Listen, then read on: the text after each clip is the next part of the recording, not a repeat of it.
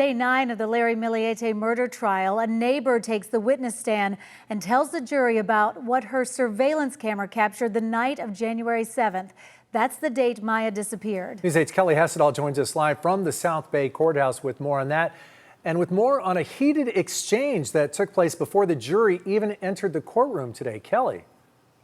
That's right. And first, we'll talk about the neighbor. Her name is Heather. She lives in the home behind the Millete house, and she testified about what she heard in the surveillance video that her cameras captured. Now, to be clear, the video you're about to see is not the same video that was played in court, but the audio you're about to hear is the same audio she testified about.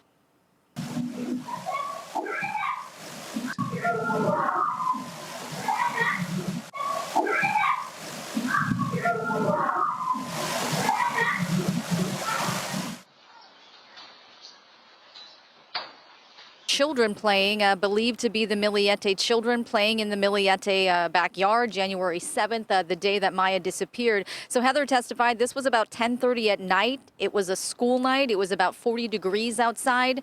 She testified the sound of them playing came about 30 minutes after the sound of several loud bangs. Now, she told the court she didn't hear the bangs or the kids actually playing on January 7th.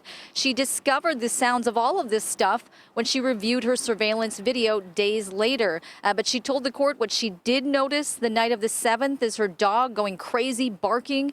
And she said when she heard the sound of those bangs on the video, it, quote, took her breath away.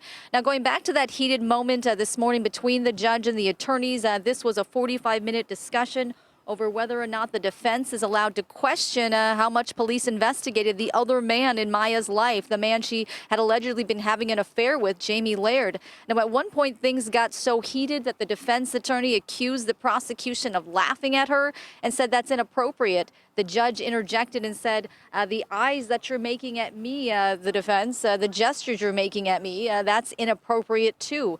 So back out here live, after everyone calmed down, cross-examination continued with the lead investigator up on the stand, Jesse Vicente, and he talked about the first time he interviewed Larry, and he testified that Larry let him into the house. Larry let him search everything, and he also talked about the fact that Larry also allowed them to take several photos of him naked, his naked body, and these photos were shown to the jury, and they showed that there were no cuts, no bruises, no scrapes anywhere on him.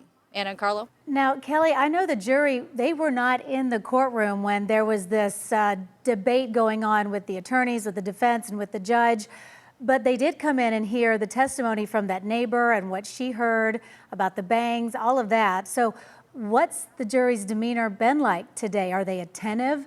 Do you notice anything about their body language during the testimony? Well, I can tell you that the time that the attorneys were putting up those photos of Larry's body up on the screen, they definitely appeared to be pretty uncomfortable with that. But I will say, you know, this afternoon we've heard a lot of dry testimony. There's a cell phone expert up on the stand talking about how data is extracted from cell phones, how it's analyzed, cell phone towers, that kind of thing. And the jury does appear to be pretty bored. But you know, this is just week 3 of this trial. We have several weeks ahead of us. And each day seems to come with a big development, though.